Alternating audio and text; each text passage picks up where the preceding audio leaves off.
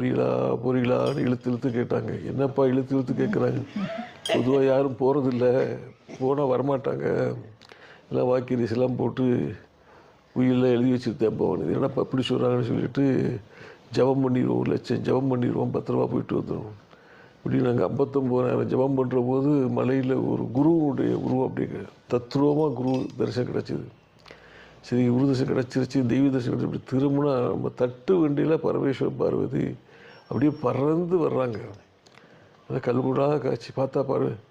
பக்கத்தில் வீட்டில் கூப்பிட்டு இந்திரா இந்திரா அப்படின்னு பார்த்தோன்னே பரமேஷ் பரமேஷ் பரமேஷ் வாய் சொல்ல வரல. வண்டி நிறுத்தி சாஷ்டா நமஸ்காரம் பண்ணி 108 நாமாவளி சொல்லி மற்ற காரெல்லாம் நிறுத்துகிறோம். நாங்கள் ஒரு 56 காரில் போகிறோம்.